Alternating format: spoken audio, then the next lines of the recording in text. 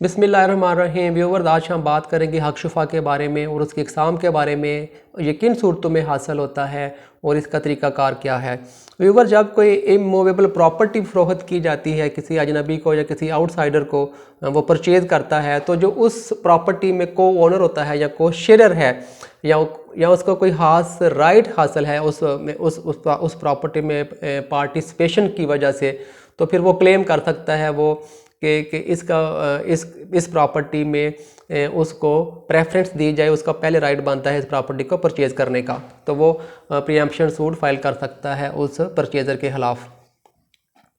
अब हम बात करते हैं कि ये कब हासिल होती है। जब एक वैलिड सेल वो कंप्लीट हो जाए और वो बोनाफाइड हो, तो जो जिसका हक बनता है वो जो प्रीएम्पशन सूट फाइल कर सकता है।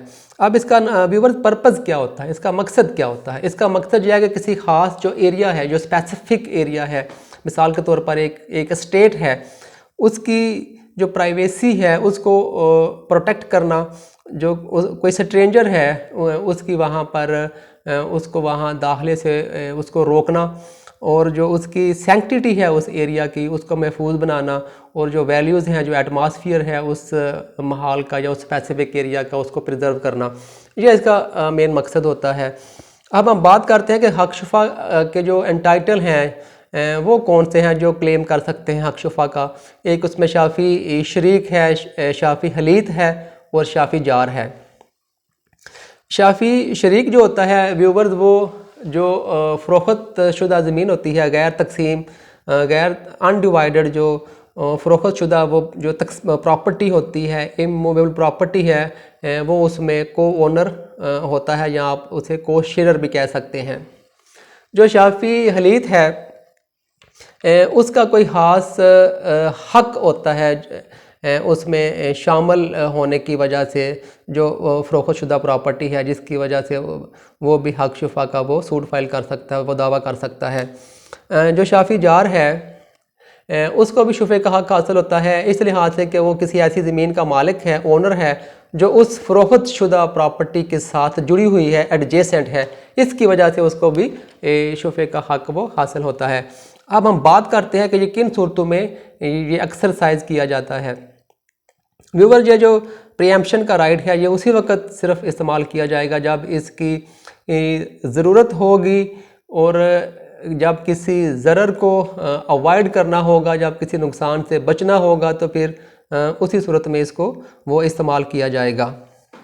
अब हम इसकी चंद एक मिसालें ले लेते हैं। मिसाल के तौर पर, अगर एक से ज़्यादा जो हक शुफ़ा करने वाले हैं वो किसी प्रॉपर्टी में शामिल हैं, तो उसका क्या तरीक़ाकार होगा।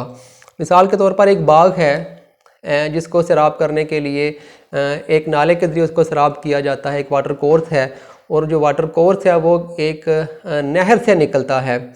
अब जो आदमी उस बाग को, अगर वो बाग फ़रोख्त होता है, तो जो आदमी उस बाग को वाटर कोर्स के ज़रिए सैराब करता है, उसको तरजीह दी जाएगी उस आदमी पर जो उस बाग को नहर के ज़रिए सैराब करता है। अब अगर व्यूअर्स, अगर इसी बाग को अगर नहर के पानी से अगर सैराब किया जाता है, तो फिर दोनों का जो उसको पानी के जो वाटर कोर्स से सैराब करता है, और जो नहर से पानी जो बराह रास्त नहर के पानी से सैराब करता है, अब दोनों को उसमें बराबर का हक दिया जाएगा। वो दोनों बराबर के शरीक होंगे, वो इक्वली वो उनका हक होगा। इसकी हम एक और मिसाल लेते हैं। मिसाल के तौर पर, एक जो फ़रोख्त होने वाली ज़मीन है, एक आदमी है, वो उसको रस्ते का हक हासिल है और दूसरे को पानी के रस्ते का हक हासिल है। तो जो जिसको रस्ते का हक हासिल है उसको तरजीह दी जाएगी उस आदमी पर जिसको पानी के रस्ते का हक हासिल है। अब हम देखते हैं कि अगर कोई ज़मीन, कोई ऐसी ज़मीन है, मिसाल के तौर पर एक ज़मीन है, 1 एकड़ ज़मीन है, उसके ऊपर दरख्त लगे हुए हैं, तो वो सिर्फ दरख्त फ़रोख्त करता है, ज़मीन को वो फ़रोख्त नहीं करता। या उस पर कोई स्ट्रक्चर बना हुआ है, कोई बिल्डिंग बनी हुई है, वो सिर्फ बिल्डिंग को फ़रोख्त करता है, तो ऐसी सूरत में वो प्रीएम्पशन का जो राइट होता है वो हासिल नहीं होता। जो हक शुफ़ा का जो राइट है वो उसी सूरत में हासिल होता है जब ज़मीन फ़रोख्त की जाती है, जब इमूवेबल प्रॉपर्टी फ़रोख्त की जाती है। अब ये ज़मीन जब फ़रोख्त की जाएगी तो इसके साथ जो दरख्त लगे हुए हैं या इसके ऊपर कोई बिल्डिंग बनी हुई है तो वो भी इस हक शुफा में शामिल होगी। अब व्यूअर्स हम बात करते हैं कि किन सूरतों में ये राइट जो है वो एक्सटिंग्विश हो जाता है, वो ख़त्म हो जाता है। जब जो हक शुफा करने वाला है, जो प्रीएम्प्टर है, अगर उसकी डेथ हो जाए तो ये जो राइट है वो ख़त्म हो जाता है, या जो वो सेल की जो अमाउंट है वो डिपॉज़िट ना करा सके, या उसका जो अपना टाइटल है वो डिफेक्टिव हो। तो इसकी ये चंद एक सूरतें हैं, या जो वो उनमें कंप्रोमाइज़ हो जाए, या जो वो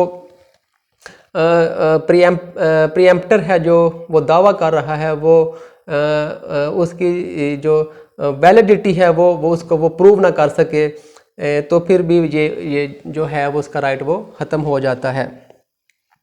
अब व्यूअर्स हम बात करते हैं डिमांड के बारे में। जो हक शुफा का जो आप डिमांड है वो आपने फौरी करनी है। इसकी भी जो 3 इसके ऑर्डर्स हैं, एक तालबे मुवातबत है, तालबे इशहात है और तालबे खसूमत है। जो तालबे मुवातबत है वो आपने इमीडिएट डिमांड करनी होती है। जैसे ही आपके इल्म में किसी सेल के बारे में आता है और आप वो इरादा रखते हैं उस प्रॉपर्टी को ख़रीदने का, किसी मजलिस में या किसी मीटिंग में आपके इल्म में बात आती है तो आपने फौरी तौर पर वो डिमांड करनी होती है। जो तालबे इशहाद है वो आपने इस्टेब्लिश करनी होती है, किसी आपने एविडेंस के ज़रिए आपने उसको साबित करना होता है, और इसके लिए आपको 2 हफ्ते के अंदर वो आपने वो अपना जो राइट वो क्लेम करना होता है। इसके बाद जो तालबे खसूमत है वो आपने अपना वो जो सूट है फ़ाइल करके, अपने दावे का सूट फ़ाइल करके वो आपने अपना मुझे मुतालबा करना होता है, और इसके लिए 120 दिन के अंदर आपने ये अपना जो है दावा जो अपना हक है वो आपने एक्सरसाइज करना है। तो व्यूअर्स ये जो हमारा आज का जो टॉपिक था हक शुफा के बारे में, वैसे भी जो इसकी जो लिमिटेशन टाइम है वो 4 माह के अंदर आपने अपना वो सूट फाइल करना होता है। तो उम्मीद है जो आपको आज की जो हमारी वीडियो है हक शुफा के बारे में आपको वो पसंद आएगी। वीडियो को लाइक और शेयर कर दें, चैनल को सब्सक्राइब कर लें। टेक केयर, अल्लाह हाफिज़।